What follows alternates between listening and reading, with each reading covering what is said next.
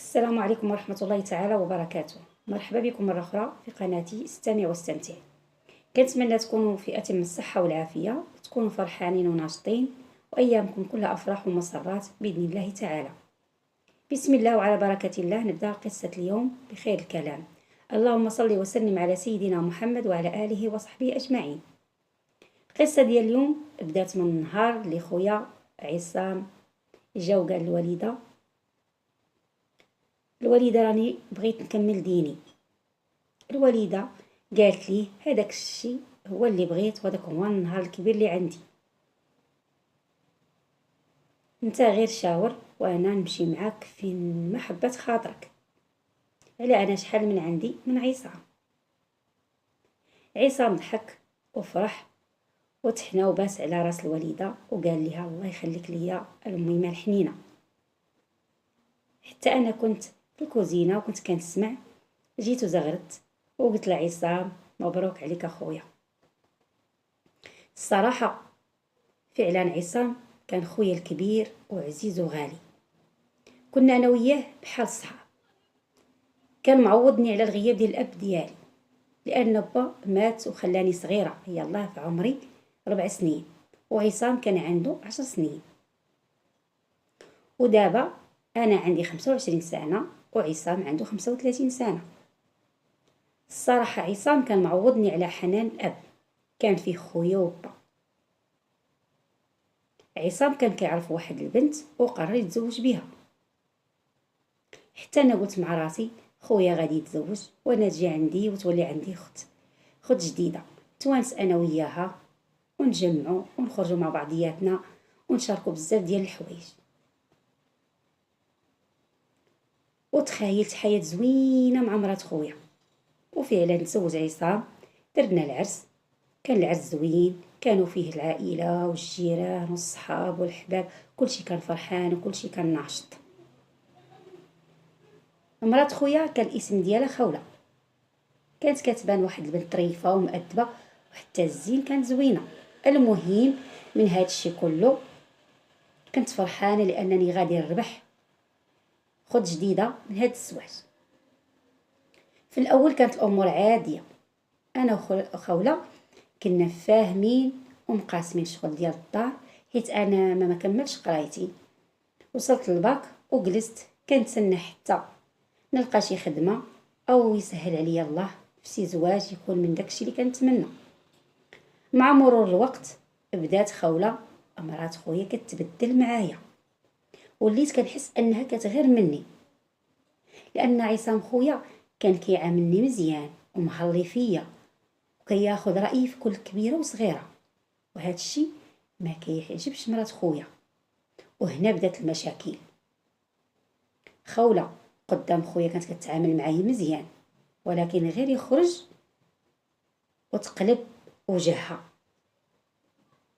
شحال من مره قالت لي سيري قلبي لك على خدمه او على شي راجل، وانتي غير بقابلانا حنا، خلينا نعيشوا شويه مرتاحين.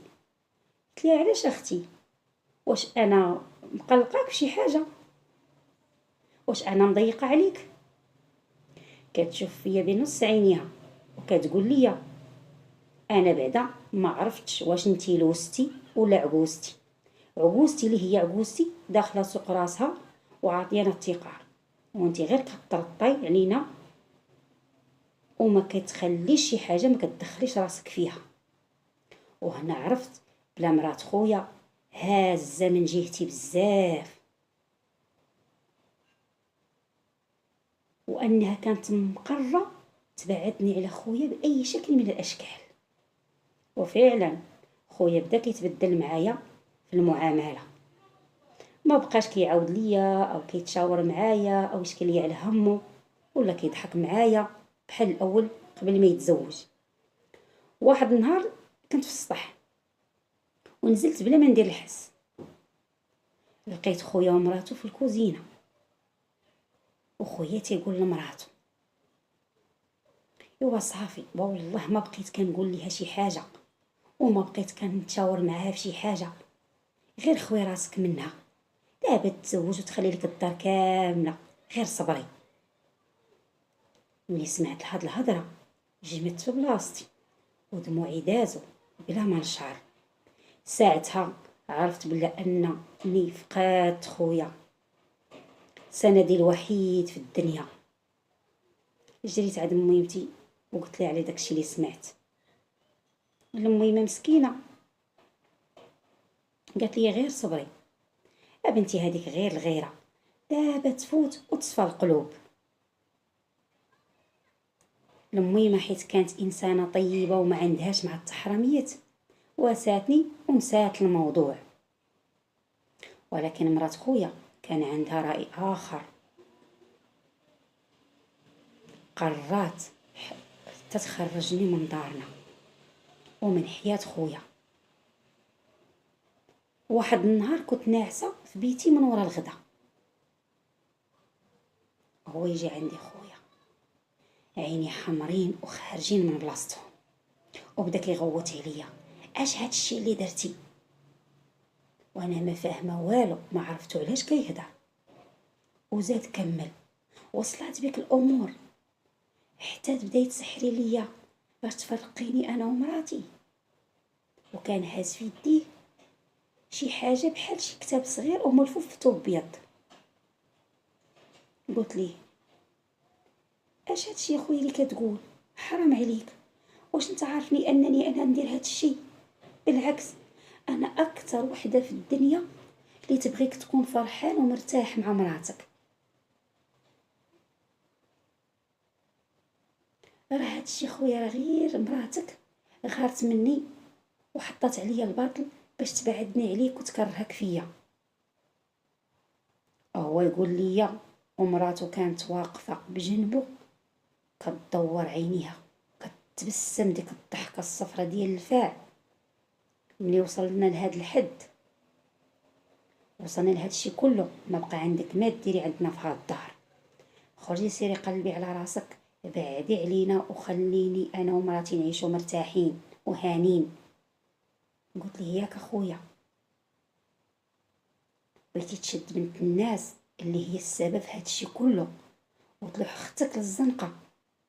خويا مسكين كان عقلو ملعوف فيه وساد ودنيه من جهتي، ما خلانيش لا نهضر ولا ندافع على راسي، شدني من يدي وخرجني ولاحني للزنقه.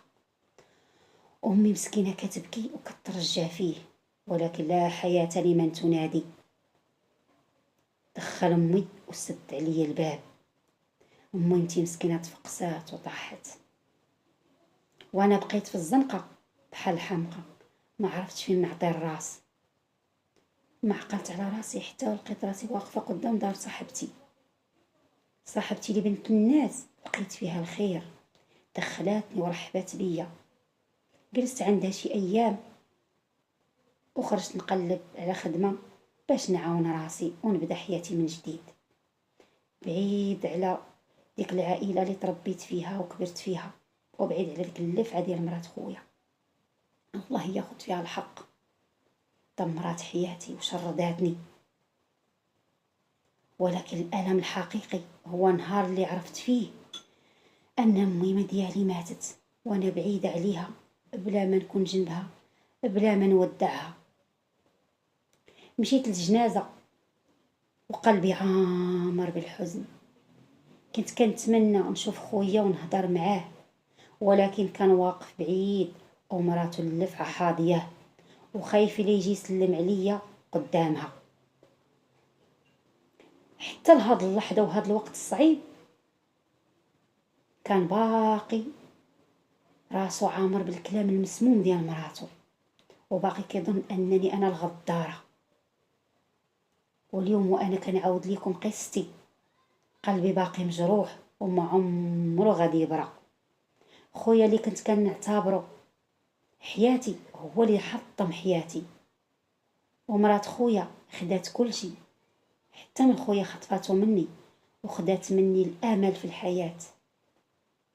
ولكن كان الله هو اللي غادي ينصفني عاجلا او اجلا.